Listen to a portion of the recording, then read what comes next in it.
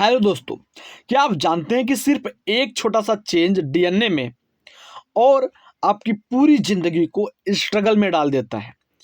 दोस्तों, आज के इस क्लास में हम समझेंगे सिकल्स के बारे में, फेनिलकीटोन्यूरिया के बारे में, थैलेसीमिया के बारे में और साथ ही साथ हम क्रोमोसोमल डिसऑर्डर के बारे में आज के इस क्लास में समझने वाले हैं। तो जो क्वेश्चन नीट और आपके बोर्ड के लिए सुपर इम्पॉर्टेंट हैं वो आपके जेनेटिक्स के डिसऑर्डर से ही उठाए जाते हैं। यानी कि इस चैप्टर से जो आपके क्वेश्चन मिलते हैं ज़्यादातर वो आपके इस डिसऑर्डर से ही मिलते हैं। जैसे सिकल सेल अनीमिया में कौन से जीन में चेंज हो जाने के कारण, कौन से क्रोमोसोम बेस पेयर में चेंज हो जाने के कारण सिकल सेल अनीमिया होता है। उसके बाद अगर हम बात करते हैं तो फेनिलकीटोन्यूरिया में क्या होता है, थैलेसीमिया में क्या होता है, किस क्रोमोसोम के नंबर में डिस्टर्बेंस के कारण कौन सा रोग होता है, क्रोमोसोमल डिसऑर्डर होता है, उसके बारे में क्वेश्चन यहाँ से उठाया जाता है। तो जीन में म्यूटेशन से आरबीसी का शेप जो होता है वो बदल सकता है। यानी कि एक छोटा सा जो आपका जीन है उसमें अगर म्यूटेशन हुआ तो आरबीसी का शेप क्या हो सकता है, बदल सकता है।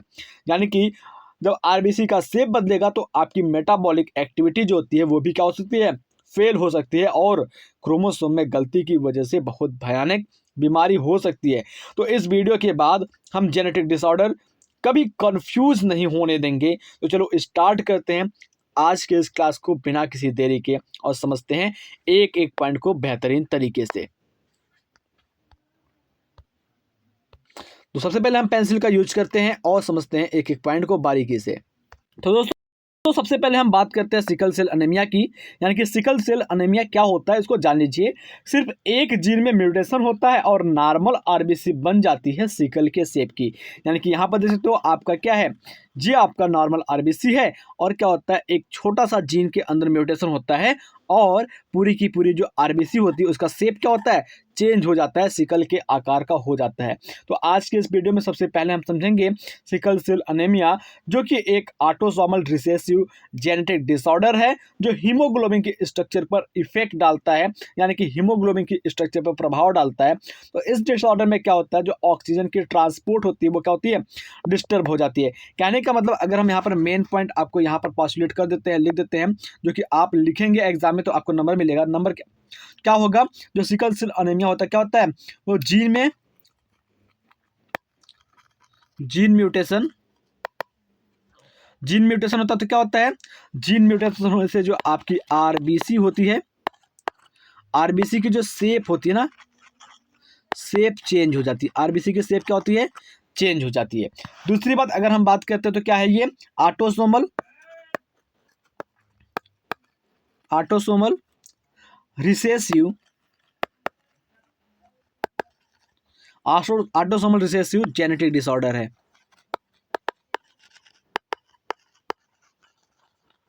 ऑटोसोमल रिसेसिव जेनेटिक डिसऑर्डर है।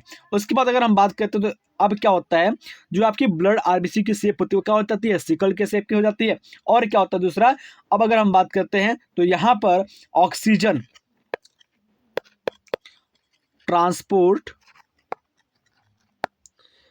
में प्रॉब्लम होती है। ऑक्सीजन ट्रांसपोर्ट में क्या होती है, प्रॉब्लम होने लगती है, जिस वजह से ऑक्सीजन का पूरी तरीके से ट्रांसपोर्ट नहीं हो पाता। ये आपके मेन पॉइंट है, आप इसको याद रखिएगा। अब अगर हम बात करते हैं तो कहाँ पर चेंज होता है, कैसे चेंज होता है, उन सभी चीज़ों के बारे में जानेंगे और इस टॉपिक को हम एनसीईआरटी की लाइन बाय लाइन सीखेंगे।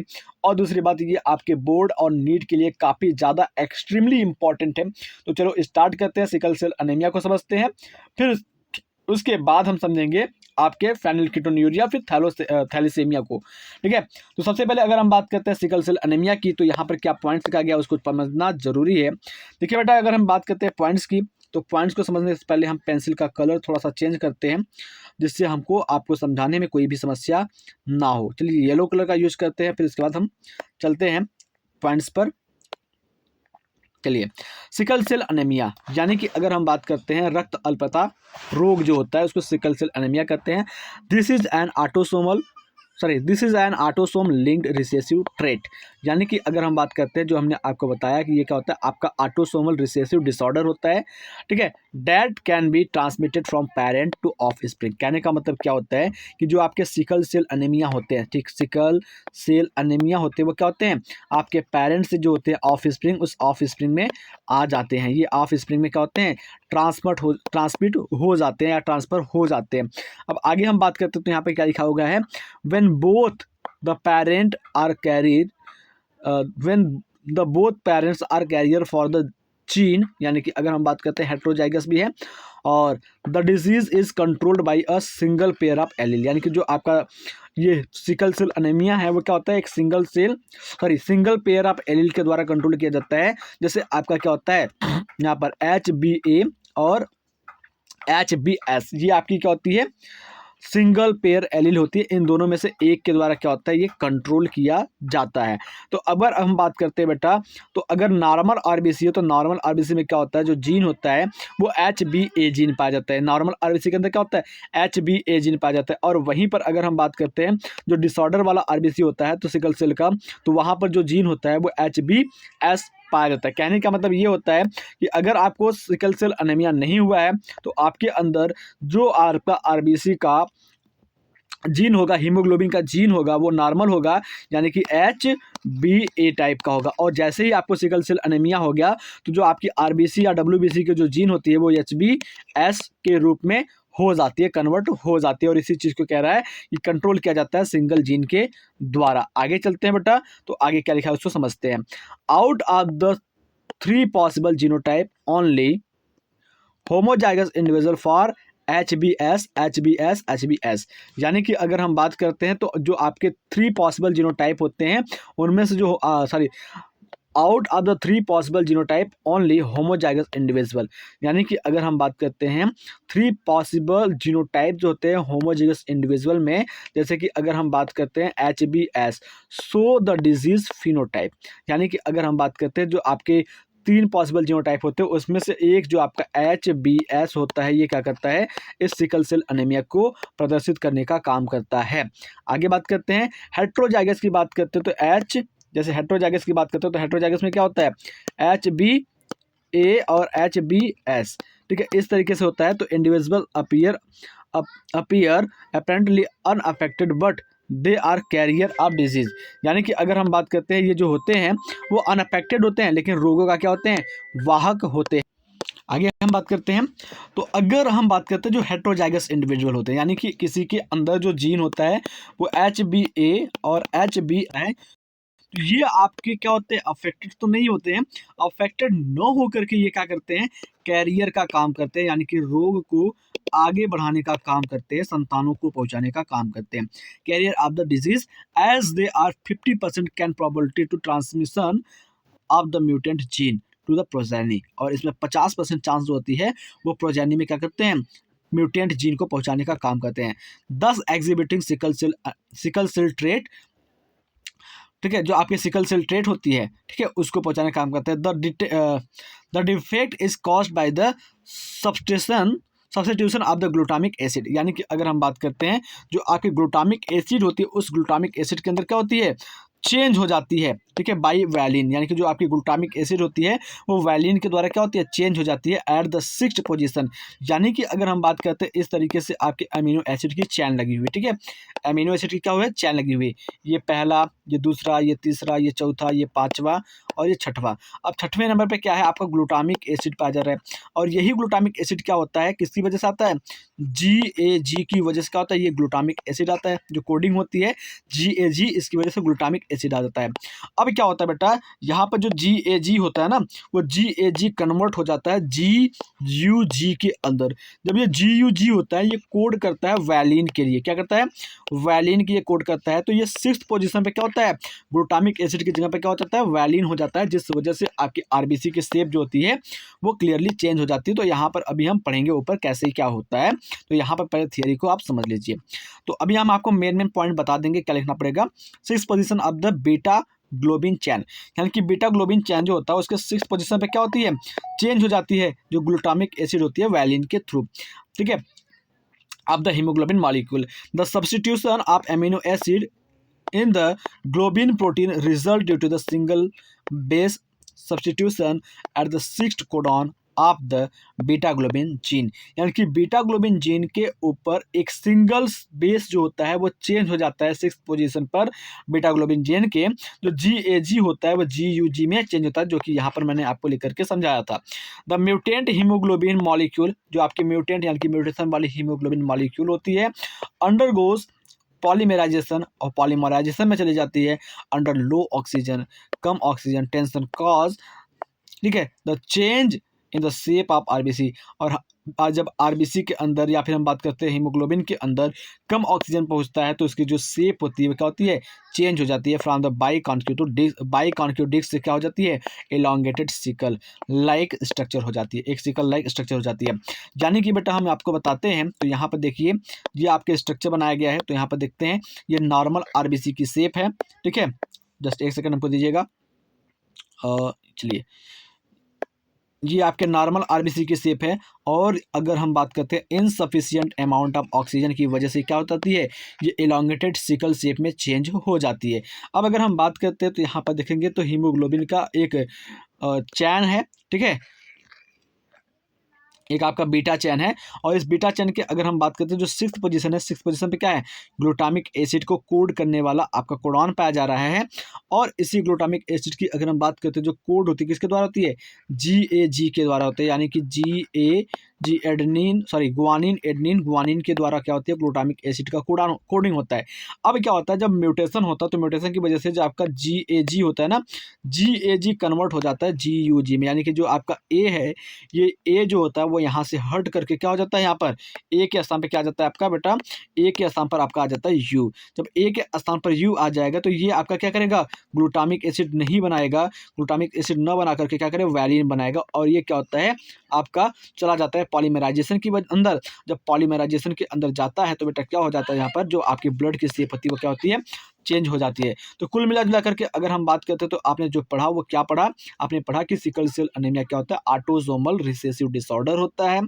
और इसमें क्या होता है, जो आरबीसी की शेप होती है वो इनसफिशिएंट अमाउंट ऑफ ऑक्सीजन की वजह से इलोंगेटेड सिकल शेप हो जाती है। और यहाँ पर क्या होता है, जो आपकी हीमोग्लोबिन मॉलिक्यूल की जो ग्लोबिन चैन होती है उसके सिक्स्थ पोजीशन पर उपस्थित जो आपके ग्लूटामिक एसिड होता है वो चेंज हो जाता है वैलिन एसिड के रूप में, बिकॉज जो आपका GAG कोडॉन होता है वो चेंज हो जाता है GUG में, यानी कि सिंगल बेस जो होता है वो रिप्लेस हो जाता है। तो आई होप आप सिकल सेल एनीमिया के बारे में क्लियरली समझ चुके होंगे।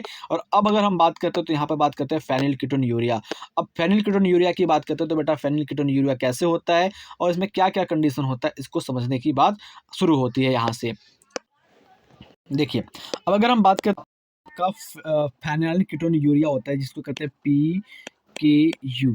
अब अगर हम एक मिनट देखिए हमको PKU की बात करते हैं तो PKU में होता क्या है, तो हमारा जो भोजन होता है यानी कि जो भी हम फूड करते हैं, जो भी हम भोजन खाते हैं उस भोजन में क्या होता है, तो भोजन में आपका पाया जाता है एक आपका विशेष प्रकार का पदार्थ जिसको हम कहते हैं फेनिल एलानिन। क्या पाया जाता है, फेनिल एलानिन, ठीक, फेनिल एलानिन पाया जाता है हमारे भोजन में। अब इस फेनिल एलानिन को हेल्प करता है और हमारे बॉडी के अंदर उपस्थित एक एंजाइम होता है जिसका नाम है PAH, यानी कि फेनिल एलानिन हाइड्रोक्सिलेज। ये क्या करता है, हमारे भोजन को मदद करता है। जब तक ये एंजाइम होता है यानी कि हमारे बॉडी में क्या होता है, जो एंजाइम फेनिल एलानिन होता है वो सेफ चीज़ होता है, यानी कि टायरोसिन में ये बदलता रहता है, तब तक क्या होता है, सब कुछ नॉर्मल होता है। जब ये क्या होता है थोड़ा सा जब ज़्यादा मात्रा में ये हमारे बॉडी में जमा हो जाता है, यानी कि फेनिल एलानिन हमारे बॉडी में जब ज़्यादा मात्रा में जमा हो जाता है तो ये क्या करता है, हमारे दिमाग की ग्रोथ को रोक देता है, जिस वजह से बच्चों को लर्निंग प्रॉब्लम होती है। चलिए अब NCERT की लाइन्स पर चलते हैं और वहाँ पर समझते हैं एक एक पॉइंट को। फेनिलकीटोन्यूरिया की बात करते हैं। This inborn error of the metabolism is also inherited as the autosomal recessive trait. ये भी क्या होता है, ऑटोसोमल रिसेसिव ट्रेट होता है। The affected individual lack an enzyme that convert into the amino acid phenylalanine into tyrosine, यानी कि अगर हम बात करते हैं तो हमारे बॉडी में जब टायरोसिन की कमी होती है, किसकी, जब हमारे बॉडी के अंदर क्या होती है, टायरोसिन की कमी होती है, जब टायरोसिन की कमी होने लगती है तो हमको फेनिल कीटोन्यूरिया नाम का डिजीज हो जाता है। बात समझ में आई? आगे बात करते हैं, तो यहाँ पर क्या लिखा हुआ है उसको समझते हैं। As a result of this, phenylalanine is accumulation and converted into the phenylpyruvic acid, यानी कि अगर हम बात करते हैं जो फेनिलएलानिन है, जब तक वो टायरोसिन में कन्वर्ट होता रहता है तब तक हमको सब कुछ नॉर्मल है। जैसे ही फेनिलएलानिन कन्वर्ट हो जाता है फेनिलपायरुविक एसिड में, तो क्या हो जाता है, जहाँ पर हमको PKU डिजीज हो जाता है and other derivatives. accumulation of these in brain result in mental retardation. These are also excreted through urine because of the poor absorption by kidney, यानी कि बात करते हैं ये जो होता है हमारे किडनी के द्वारा एब्जॉर्ब नहीं किया जाता है और इस वजह से यूरिन के थ्रू ये बाहर निकल जाता है। ऐसे समझिए, यानी कि हमारे भोजन में क्या होता है, हमने एक बार आपको पहले बताया था, वापस से बता रहा हूँ ताकि आपकी सारी चीज़ क्लियर हो जाए। तो हमारे भोजन में क्या होता है, फेनिल एलानीन होता है, फेनिल एलानीन होता है, ठीक है। जस्ट एक सेकेंड, फेनिल एलानीन होता है। अब क्या होता है हमारे बॉडी के अंदर PA, ठीक है, PAH नाम का क्या होता है, एक एंजाइम होता है। वो क्या करता है, इस फेनिल एलानीन को क्या करता है, टायरोसिन में चेंज करता है। किस में चेंज करता है, टायरोसिन में चेंज करता है। जब तक टायरोसिन में ये फेनिल एलानीन चेंज होता है तब तक क्या सब कुछ नॉर्मल है। जिस दिन ये फेनिल एलानीन चेंज हो गया फेनिल पायरुविक एसिड में, किसमें, फेनिल पायरुविक एसिड में, तो क्या होगा, हमें बीमारी हो जाएगी PKU। और जब इसकी मात्रा एक्सेस हो जाती है तो हमारे ब्रेन में दिक्कत आने लगती है, यानी कि मेंटल रिटार्डेशन हो जाता है, बच्चों को समझ में कम आता है पढ़ाई लिखाई कोई भी काम, और ये हमारे किडनी के द्वारा एब्जॉर्ब नहीं किए जाते, तो ये हमारे यूरिन से बाहर निकलना शुरू कर देते हैं। आगे बात करते हैं थैलेसीमिया डिजीज़ की। तो थैलेसीमिया डिजीज़ में क्या होता है बेटा, तो दिस डिजीज़ अगर हम बात करते हैं तो ये डिजीज़ क्या होता है बेटा, देखो, this is also an autosomal linked recessive blood disease, यानी कि थैलेसीमिया भी क्या है, एक टाइप का आपका ब्लड डिजीज है, ब्लड में होने वाला डिजीज है। Transmitted from the parent to offspring when both parent are the unaffected carrier for gene, यानी कि अगर हम बात करते हैं तो जो आपका थैलेसीमिया है ये भी आपके क्या है, ब्लड में होने वाला डिजीज है जो ऑटोसोम लिंक्ड रिसेसिव डिजीज होता है। और ये पेरेंट्स से क्या होता है, ऑफस्प्रिंग में जाता है, जब आपके पेरेंट्स क्या होते हैं, अनअफेक्टेड होते हैं बट कैरियर होते हैं तब पर भी। The defect could be due to either mutation or deletion which ultimate result in the reduced rate of the synthesis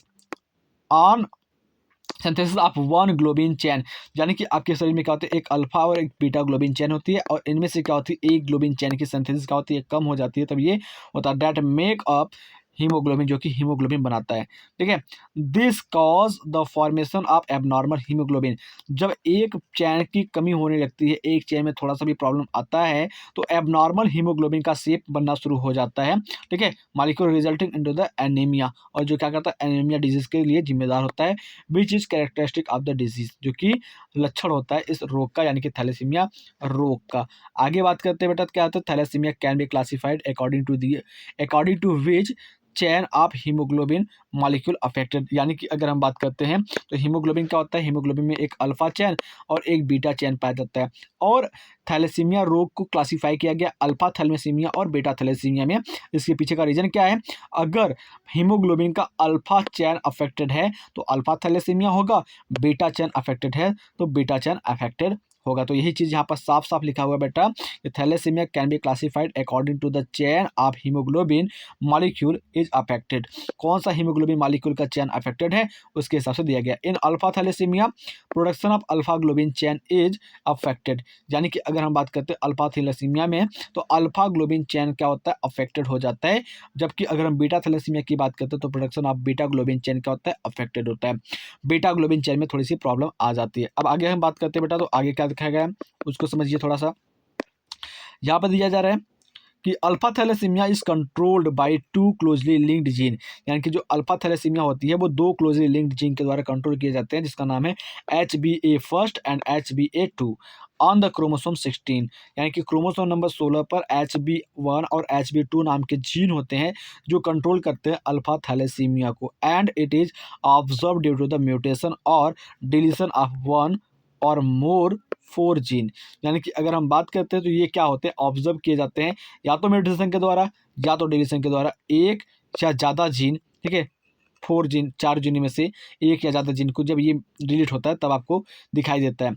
the more gene is affected, ज़्यादातर जो जीन होते हैं अफेक्टेड होते हैं, the less alpha globin molecule produce, जब ज़्यादा gene affected होते हैं तो क्या होता है, तो आपके अल्फा ग्लोबिन चेन की प्रोडक्शन होती है वो क्या होती है, कम हो जाती है।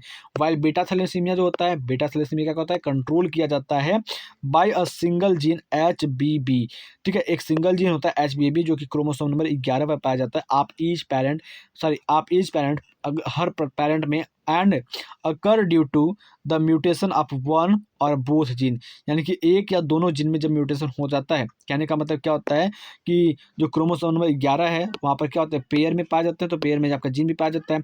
जब दोनों जीन में क्या होता है, अगर म्यूटेशन हो गया तो क्या होता है, तो ये आपका बीटा थैलेसीमिया डिजीज हो जाता है। थैलेसीमिया